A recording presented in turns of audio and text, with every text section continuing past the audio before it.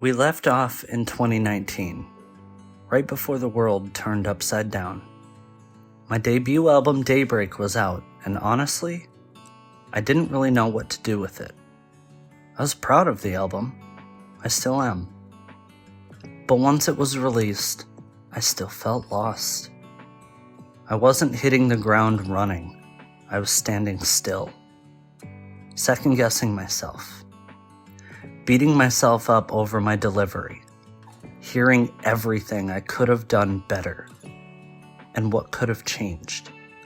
I knew I wanted more confidence, more depth, more honesty, but I didn't yet know how to tap into those feelings any deeper. I knew that the depths were there, but it was almost like someone changed the locks. At the same time, I was still struggling.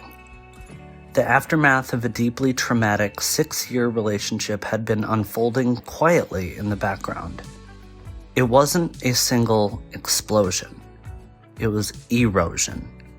It wore me down. It followed me into the studio, my life, my thoughts, into my sense of self. Eventually, it landed me in therapy because I just didn't know what to do anymore. There was a moment I'll never forget. My therapist asked, "What kind of things do you like to do?" And I had nothing. No answer.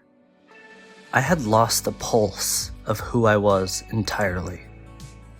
Still, somehow, the dream didn't die. After Daybreak, I didn't surge forward. I drifted. I wrote, but without certainty. I experimented, but without confidence. I wanted to be better. I wanted to be braver. I wanted to be vulnerable, even though vulnerability still felt dangerous. The whole time, it felt like I was in an ocean, fighting tides, swallowing water, gaining a step only to get knocked down again. And then COVID hit. I was working in healthcare at the time. While the world shut down, we didn't. We kept going in every day, face to face with something invisible, and sometimes terrifying. The fear, exhaustion, grief, the loss, it all stacked up. Survival took on a whole new meaning, layered on top of the emotional wreckage I was already carrying from the relationship, and from not knowing where I fit anymore as an artist. This One's For You came out of that stretch. I wasn't trying to write a song. It started as a letter to a friend who was going through something similar. Somewhere in the middle of writing it, I realized I was also writing the words I needed to hear. Then it became something else entirely. A quiet whisper. A hand reaching out into the dark. A light at the end of a tunnel. And for some, even a small battle cry. It was my way of offering support to my friend, to myself, and anyone else who felt like they were barely keeping their head above water. That song sits in the middle of a storm for me. I was still fighting the tide, still swallowing water, still getting knocked back. But I was starting to find my footing again, even if I couldn't stay upright for long.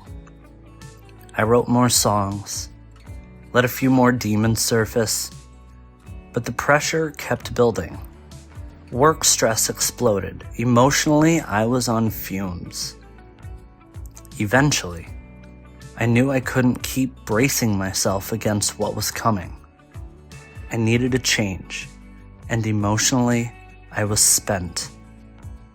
So instead of fighting the raging tide that was threatening to bulldoze me over, like Jean Grey in the second X-Men movie, I just put my hand down. I closed my eyes, and I let it hit. It cascaded, it washed over me, it pulled me under, it disoriented me. and when I finally came back up for air, I understood something clearly. Resisting would have drowned me. So I decided to quit my job. I put all of my chips on me, and I was absolutely terrified. I had some money saved, enough to breathe for a bit. I leaned into what I knew I could do. I wrote. I created. And then almost out of nowhere, my life shifted hard in the span of a few days. I heard back from a DJ application I had sent out on a whim. That same week, my manager, my mother agent, my mama sparrow, asked if I would be open to stepping into a brand new role she was creating for our agency. Talent Development Manager. It wasn't a gentle transition. It was a full pivot. I joined my Power Play DJ family, and something in my body finally settled and my nervous system calmed down. The environment made sense, and I was in a lane I could work with. Music, performance, creating moments people carry with them for the rest of their lives. With Natalie, I moved out of a rigid 9-to-5 worker bee mindset, although it was more 5 a.m. to 3 p.m., and into something more entrepreneurial. We learned a lot together, sometimes clumsily, sometimes the hard way, but it stretched me in all of the right directions. All of this while I was still relearning who I was underneath the survival instincts.